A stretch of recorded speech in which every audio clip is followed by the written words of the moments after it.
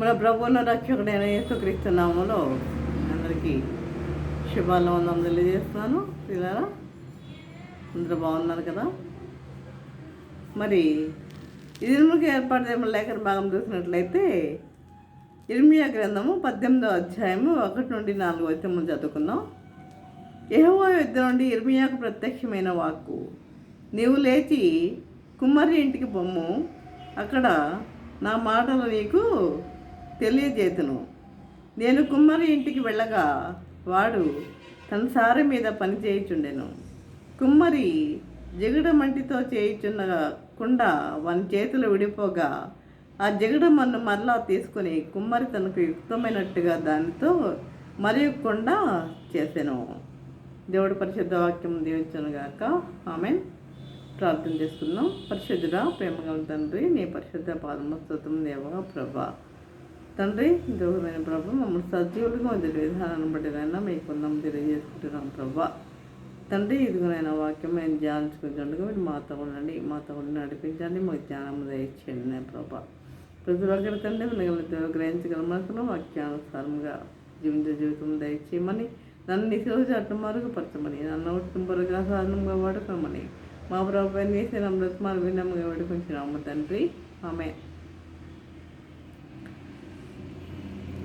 ప్రభునందు ప్రియులారా, ఇదికి ఏర్పాటు చేయబడిన అంశం ఏంటంటే దేవుని చేతిలోని పాత్ర.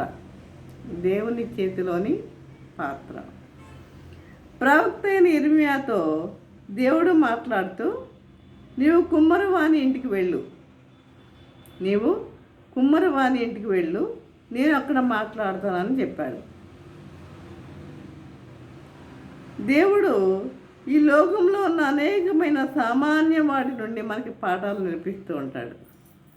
సామాన్యమైన వాటి నుండి మనకి పాఠాలు నేర్పిస్తూ ఉంటాడు. మనము మన జీవితంలో పాఠాలు నేర్చుకోవాలి. మన పాఠాలు నేర్చుకోవాలి. చిన్న బిడ్డల నుండి నేర్చుకోవాలి, పెద్దల దగ్గర నేర్చుకోవాలి, అనుభవజ్ఞులైన వారి దగ్గర నేర్చుకోవాలి. ఆత్మలో నీకంటే ఉన్నత స్థితిలో ఉన్న వారి వద్ద కూడా నీవు పాఠాలు నేర్చుకోవాలి. ఆఖరకు దేవుడు లేని వారి వద్ద నుండి కూడా, దేవుడు లేడు అనేవారు ఉంటారు కదా, వారి వద్ద కూడా నువ్వు పాఠాలు నేర్చుకోవాలి. మన జీవితం అంతా నేర్చుకుంటూ ఉండాలి. జీవితం అంతా నేర్చుకుంటూ ఉండాలి. మన జీవితము పైబడుతున్న కొలది పాఠాలు నేర్చుకుంటూ ఉండాలి. పాఠాలు నేర్చుకుంటూ ఉండాలి. ప్రవక్త అయిన ఇర్మియా దేవుడు చెప్పిన కుమ్మరి వారి ఇంటికి వెళ్ళేసరికి కుమ్మరి ఒక కుండను చేస్తున్నాడండి. ఒక కుండను చేస్తున్నాడు. ప్రవక్త చూస్తుండగా సారిపై ఉన్న కుండ ఏమైంది? విడిపోయింది. సారిపై ఉన్న కుండ విడిపోయింది. అయితే ఆ కుమ్మరి ఎంత మాత్రము నిరాశపడకుండా మళ్ళీ ఏం చేశాడు? ఆ మట్టిని తీసుకుని, విడిపోయిన మట్టిని తీసుకుని మరొక కుండను చేశాడు. మట్టిని తీసుకుని, విడిపోయిన మట్టిని తీసుకుని మరొక కుండను చేశాడు. దేవుడు అవకాశాలు ఇచ్చే దేవుడు. మనకి అవకాశాలు ఇచ్చే దేవుడు. Our God is a God of opportunities. Our God is a God of opportunities. మనకు అవకాశాలు ఇచ్చే దేవుడు. కాబట్టి నీ జీవితంలో కూడా దేవుడు అనేక అవకాశాలు ఇచ్చి ఉన్నాడు, ఇచ్చి ఉండే ఉంటాడు.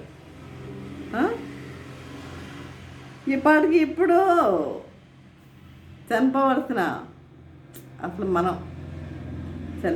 మనం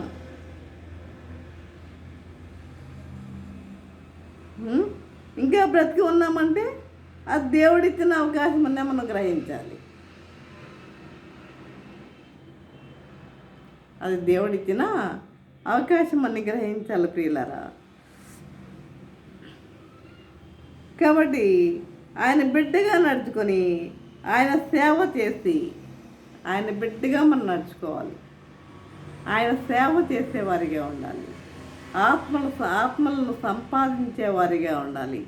ఆత్మల భారం కలిగి ఉండేవారిగా ఉండాలి. ఇది ప్రభువు కోరుకునేది. ఆయన అవకాశం ఇస్తున్నాడంటే ఎందుకు? మనము ఆత్మలను సంపాదించేవారిగా ఉండాలి. ఆత్మల భారం కలిగి ఉండాలి. ఈ విధముగా ఆయన నామాన్ని మహిమపరచాలన్నది దేవుని యొక్క ఉద్దేశ్యమై ఉన్నది ప్రియులారా. కాబట్టి దేవుని వాక్యములో సౌలు అనే ఆయన మనం చూస్తాం కదా. సౌలు అనే ఆయన కొత్త నిబంధనలు మనం చూస్తాం. అతడు యేసు ప్రభువును ఆయన శిష్యులను ద్వేషించి సువార్తను ఏం చేసేవాడు? అడ్డుకునేవాడు. అనేక మంది క్రైస్తవులు నేర్చుకుని పోయి చంపేవాడు. అది గొప్పగా భావించేవాడు, గొప్ప కార్యంగా భావించేవాడు. అయితే దమస్కు మార్గంలో దేవుడు ఆయన్ని పట్టుకున్నాడండి. దమస్కు మార్గంలో దమస్కు మార్గం గుండా వెళ్తుండగా యేసు ప్రభు ఆయన ప్రత్యక్షమై ఆయన జీవితాన్ని పూర్తిగా మార్చేశాడు. అదే దమస్కులో ఉన్న అన్యాని విశ్వాస్కి యేసు ప్రభు అదే దమస్కులో ఉన్న అన్య విశ్వాస్కి దమస్కులో ఉన్న అన్యాన్ని విశ్వాసకి ప్రత్యక్షమై, అన్నయ్య నీవు వెళ్ళు, ఇదిగో సౌలు ప్రార్థన చేసుకుంటున్నాడు అని చెప్పాడు. అందుకు అన్నయ్య భయపడిపోయాడు. సౌలు ప్రార్థన చేసుకోవడం ఏంటి? ఇప్పటి వరకు ఏం చేశాడు? అందరం చంపేశాడు కదా. సౌలు ప్రార్థన చేసుకోవడం ఏంటంటే అన్నయ్య ప్రభు ఏమంటున్నాడు? అన్నయ్య అని సౌలు దగ్గరికి వెళ్ళమంటున్నాడు. భయపడిపోయాడు అన్నయ్య. సౌలు ప్రార్థన చేస్తున్నాడంటే నమ్మలేకపోయాడు. ప్రభు చెప్పినట్లు అన్నయ్య వెళ్ళేసరికి నిజంగానే సౌలు ప్రార్థన చేసుకుంటున్నాడు. అప్పుడు అన్నయ్య, సౌలా సహోదరుడా, ప్రభు నిన్ను దీవిస్తున్నాడు, పరిశుద్ధాత్మను పొందుకో అని చెప్పగా అతని కన్నుల్లో నుండి ఏమి అంట? పొరలు రాలిపోయాయంట. సౌలు పౌలుగా మారిపోయాడు.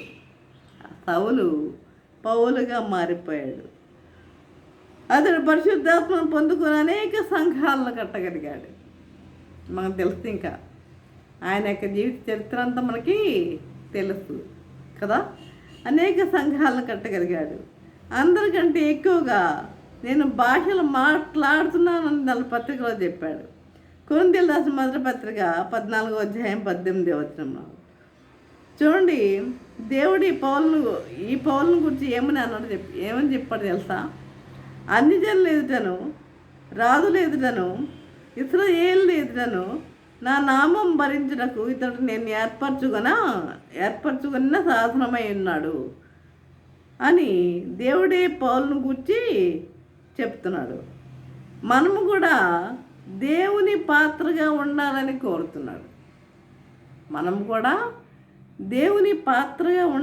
కోరుతున్నాడు. దేవుడు వాడుకున్న మనుషుడు అనే పుస్తకంలో ఒక దైవజనుడు రాశాడు. అవును, మనము దేవుడు వాడుకొను మనుషులుగా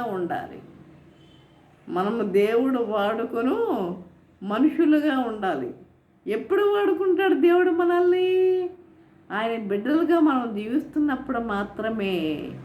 నీతిగా, తగ్గింపుతో, విధేయత కలిగి మనం ఎప్పుడైతే జీవిస్తామో అప్పుడు మాత్రమే దేవుడు మనల్ని వాడుకుంటాడు. అంతేగాని దేవుని సన్నిధికి వెళ్ళి వచ్చి లేకపోతే కాసేపు 10 నిమిషాలు బైబిల్ చదివేసి 4 పాటలు పాడేసి దేవుడు వాడుకుంటాడని నమ్మొద్దు. ఎప్పుడంటే మనలో పవిత్రత అనేది ఉండాలి. అపవిత్రతకి మనం చోటు ఇవ్వకూడదు. పవిత్రత కలిగి మనం జీవించే వారిగా ఉండాలి. అప్పుడు మాత్రమే దేవుడు మనల్ని వాడుకుంటాడని విషయం గుర్తుపెట్టుకోండి. అదేవిధంగా చూడండి, ఎలీషా ప్రవక్త దినాల్లో ప్రవక్తల శిష్యులు వంట వండుతుండగా ఒకడు అడవిలోనికి వెళ్ళి కూరాకులు కోసుకుని వచ్చాడు. అడవిలోనికి వెళ్ళి కూరాకులు కోసుకుని వచ్చాడు. అంటే వాటిలో ఉన్న విషపు కూరాకుల వలన వండిన వంట అంతా ఏమైపోయింది? విషంగా మారిపోయింది. అయితే తినేటప్పుడు వాళ్ళందరూ కూరలో విషం ఉంది అని చెప్పి అరిచారు. అయితే దైవజనుడికి తెలియజేశారు. ఏళ్ళవాడ కుండలో విషం ఉన్నదని చెప్పారు. అప్పుడు ఎలీషా కొంత పిండి తెమ్మని చెప్పి ఆ కూరలో వేయగా ఆ విషము విరిగిపోయింది. కనుక ఈ విధంగా ఇశ్రాయేల్ దినాలలో ఫిలిష్తీయులు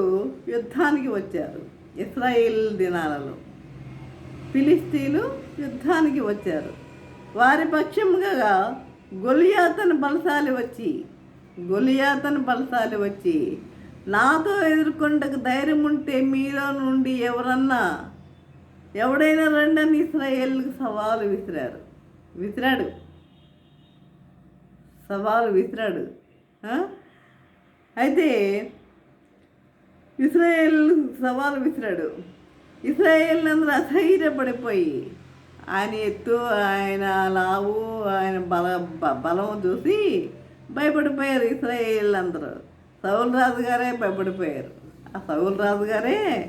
భయపడిపోయారు. ఈయన కూడా ఆగానుబాహుడే, కానీ ఈయన భయపడిపోయాడు. ఇంతలో ఒకరోజు అనుకోకుండా యవనస్తుడైన దావీదు అన్నలు కూడా సౌలు రాజు సైన్యంలో పనిచేస్తున్నారు కదా, అక్కడికి వచ్చాడు. గొలియాత్ యొక్క గర్వపు మాటలు విన్నాడు.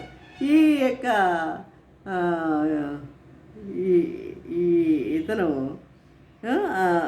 ఆత్మచేత ప్రేరేపింపబడిన దావీదు గొలియాతుతో యుద్ధం చేయడానికి ముందుకు వెళ్ళాడు. బొడిసెల రాయితో దేవుని సహాయంతో ఒక్క దెబ్బతో దాదాపు 10 అడుగులున్న గొలియాతును నేలకు కూల్చాడు. అతను కత్తితోనే అతని శిరస్సును ఛేదించి గొప్ప జయముతో తిరిగి వచ్చాడు. అప్పుడు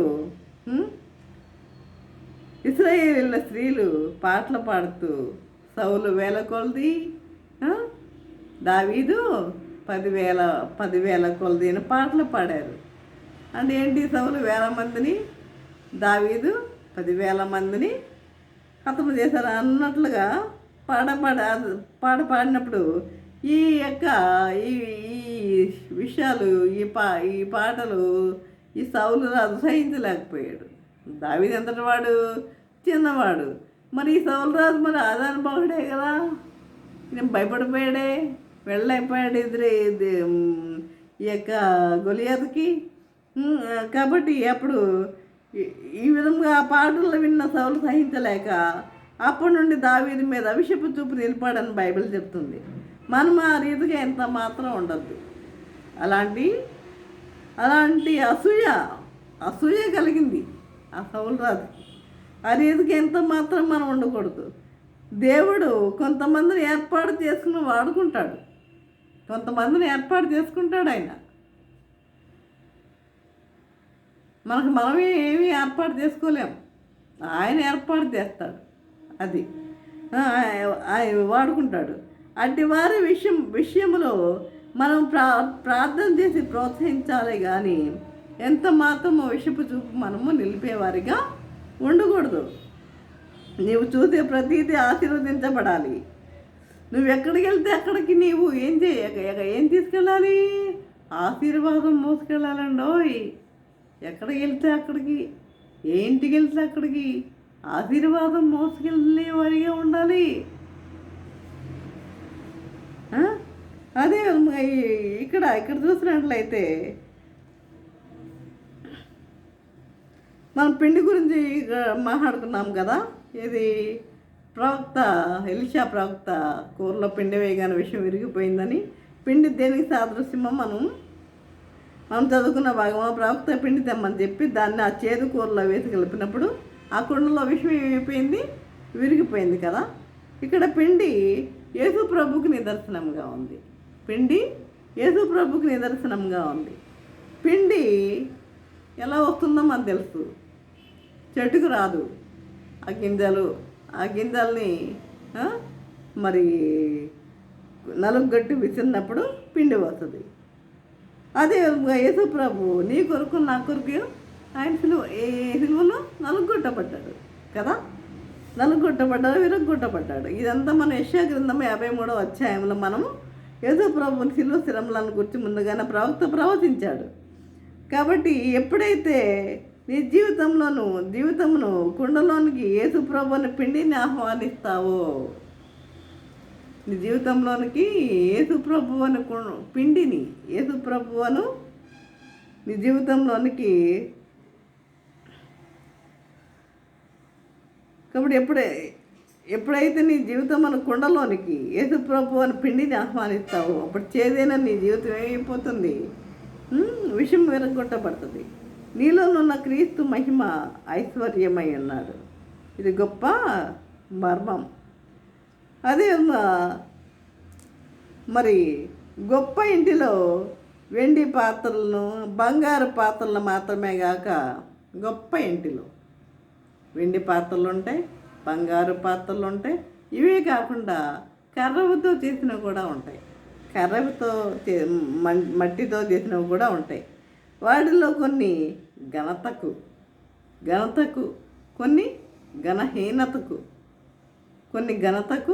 కొన్ని ఘనహీనతకు వినియోగింపబడును. ఎవడైనా వీటిలో చేరక తను తాను పవిత్రపరచుకున్న ఎడల వాడు పరిశుద్ధపరచబడి యజమాను వాడుకొనుటకు అర్హమైన ప్రతి సత్కార్యములకు సిద్ధపరచబడి ఘనత నిమిత్తమైన పాత్రయై ఉండును. ఇది మనము తిమోతికి రాసిన 2వ పత్రిక 2వ అధ్యాయము 21వ వచనంలో మనము చూస్తాం. అదేవిధంగా ప్రియులారా, ఇక్కడ చూసినట్లయితే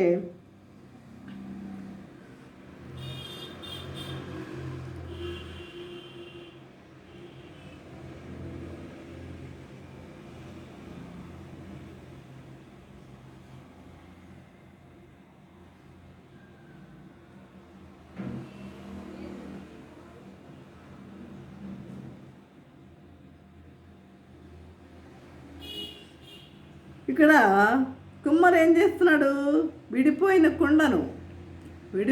కుండను ఏం చేస్తున్నాడు, మళ్ళీ దానిని వేరొక కుండగా తయారు చేస్తున్నాడు కదా. విడిపోయిన కుండను కుమ్మరి మరలా కడుతున్నట్లుగా దేవుడు నీ జీవితాన్ని కట్టబోతున్నాడు. ఆ విడిపోయిందని చెప్పి దాన్ని అలా వదిలేయలేదు, దాన్ని వేరొక కుండగా తయారు చేస్తున్నాడు. ఆ విధంగానే నీ జీవితాన్ని దేవుడు కట్టబోతున్నాడు. మరిన్ని అవకాశాలు దేవుడు నీకు ఇవ్వబోతున్నాడు. మరిన్ని అవకాశాలు నీకు ఇవ్వాలని ఎదురు చూస్తున్నాడు ఆయన. కాబట్టి శిలువ మీద దొంగను క్షమించి అవకాశాన్ని ఇచ్చిన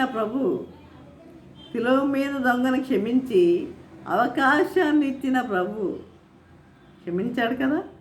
క్షమించి అవకాశాన్ని ఇచ్చిన ప్రభు నిన్ను కూడా క్షమింప సిద్ధంగా ఉన్నాడు, నిన్ను కూడా క్షమించడానికి సిద్ధంగా ఉన్నాడు. కాబట్టి నేడే యేసునందు మనం ఏం చేయాలి, మనము విశ్వసించి రక్షింపబడిన వారిగా ఉండాలి. రక్షింపబడిన వారై ఆయన చేతిలో ఘనమైన పాత్రగా మనము వాడబడాలి. ప్రియులారా, ఆయన చేతిలో మనము యేసునందు విశ్వసించి రక్షింపబడిన వారై ఆయన చేతిలో ఘనమైన పాత్రగా వాడబడతారా? ఘనమైన పాత్రలుగా వాడబడాలని ఉందా? ప్రభు చేతిలో ఘనమైన పాత్రలుగా వాడబడాలని ఉందా? కాబట్టి ఈ విధంగా ఉండాలని ఆ ప్రభు, అందుకే ప్రవక్త అయిన ఇర్మియాను ఎక్కడ రమ్మన్నాడు, కుమ్మరి యొద్దకు రా, అక్కడ నీతో మాట్లాడతాను అన్నాడు కదా. కాబట్టి ఆ విడిపోయిన ఆ మట్టిని మరలా వేరే కుండగా తయారు చేశాడు. ఆ విధంగానే మన జీవితాన్ని కూడా దేవుడు కట్టడానికి సిద్ధంగా ఉన్నాడు. అవకాశాన్ని మనం ఉపయోగించుకోవాలి. ఆ అవకాశాన్ని ఉపయోగించుకోవాలంటే మనం ఏం చేయాలి, దేవుని యందు మనము విశ్వసించే వారిగా ఉండాలి. దేవుని యందు విశ్వాసం కలిగి జీవించే వారిగా ఉండాలి. దేవుని యందు భయభక్తులు కలిగి మనం జీవించే వారిగా ఉండాలి. దేవుని యందు విశ్వాసం కలిగి, ఆయన యందు భయభక్తులు కలిగి, ఆయన యందు రక్షణ పొందేవారిగా ఉండాలి, రక్షింపబడిన వారిగా ఉండాలి.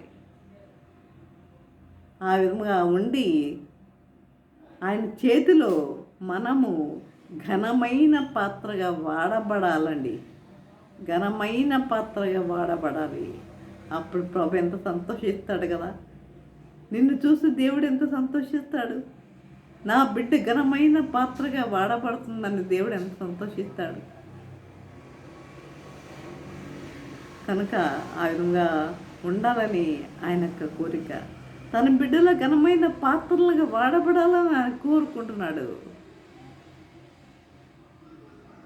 ఆ విధంగా జీవించటకు పరిశుద్ధాత్మ దేవుడు సహాయం చేస్తూ నడిపించను గాక.